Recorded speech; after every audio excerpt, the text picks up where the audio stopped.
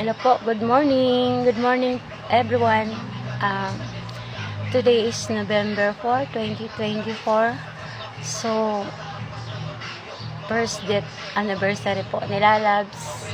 Kasi namatay po siya last year, November 4, 2023. Kaya 1 year po siya ngayon. So, ito naman po, ang lola nyo nag-emote. Siyempre po, naalala ko siya.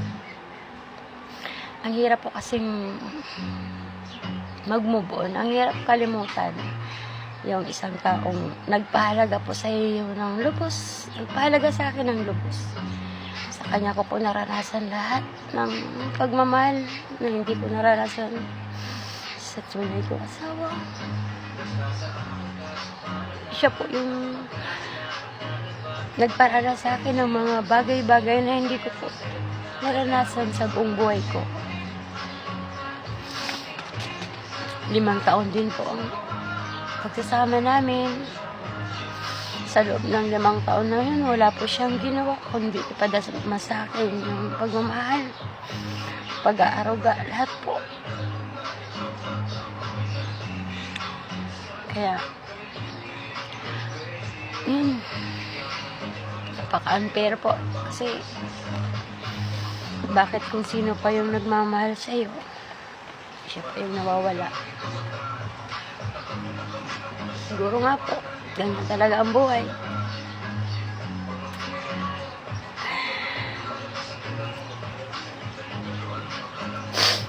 Sorry po. Alam po, naalala ko lang po siya. Although lagi ko naman po siyang naaalala. Lalo na po ngayon. Nung November 1, anniversary po namin yun. Kasi naging kami po November 1, 2018. Tapos November po, namatay siya. Sakit, ano po?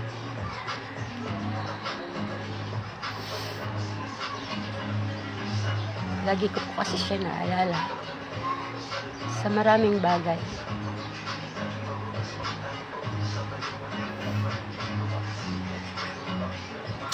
Nawalan po ako ng kakampi, kaaway. Siyempre, nag-aaway din po kami. Pero siyempre, at the end of the day, bati naman kami.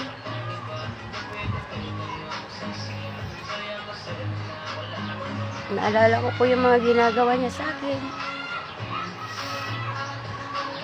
Yung pagmamahal niya talaga, as in, sobra. Kahit saan po kami pumunta,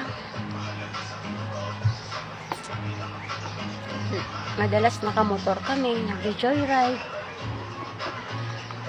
Nakaya pa ako sa kanya, syempre. Pag naglalakad kami, nakakaakbay siya. Napaka-sweet po namin. Yung pag-aalaga niya sa akin. Hindi po kayang tumbasan.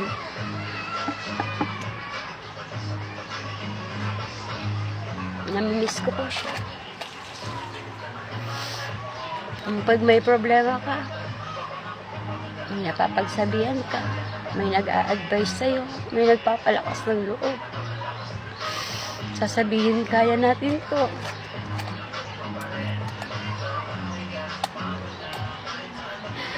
Yung number 1 idol niya kasi ako. Number 1 supporter ko po sa pagbablog ko.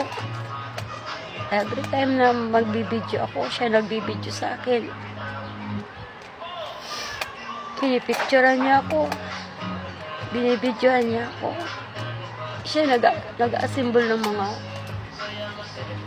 gamit ko po sa pagkanta. Very supportive po siya.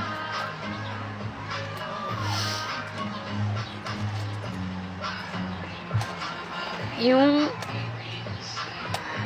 pagluluto, kahit marunong pa ako magluto, siya papalutuin ko. Kasi sabi ko mas masarap siya magluto. Totoo naman po yun. Siya naman nagturo sa akin magluto. Yung habang naghuhugas ako o nagluluto ako o may ginagawa ako, andyan sa likod, nakayapos. Inayapos niya ako, halikan ako sa liig. Yung mga ganun po, simpleng bagay na ginagawa niya. Yung mga pag may sakit ako, hinihilot niya ako. Pinapainom niya ako ng gamot. Alam niya hindi ako makainom ng buong gamot. Dinudurog niya, may sugar, may tubig. Yung alam niya na kung anong gusto ko. Masyado niya pa ako i-spoil. Yung pala, iiwanan niya din.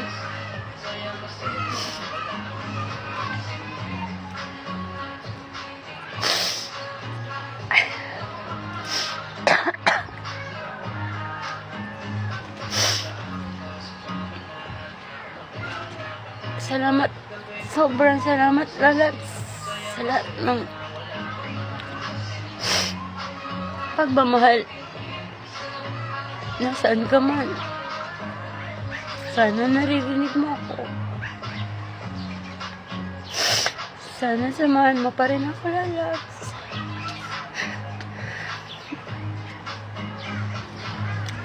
Palakasin mo pa din yung food ko. Sana magkita pa rin tayo. Mahal na mahal kita, lalabs. Sana hindi mo ako iniwan.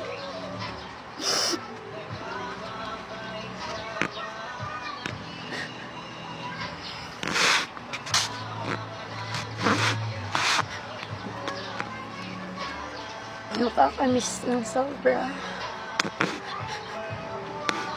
Yung laging nagko-comment, nakaka-appreciate sa mga ginagawa ko.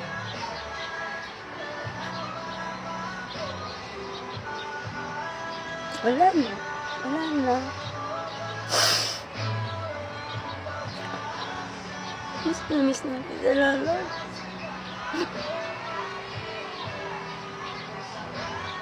Sana maging masaya ka na rin. Sana turuan mo rin ako.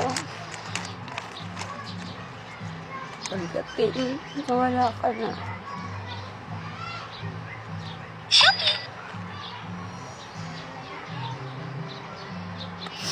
Ramdam ka naman. Sana magparamdam ka, lalabs. Nagluluto ako ngayon, lalabs, ng favorite. Yung Adidas. Favorite niya yun.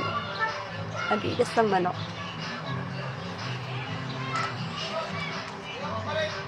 Thank you so much. Pasensya na po. Nag-iimot lang po. Sakit sa dibdib.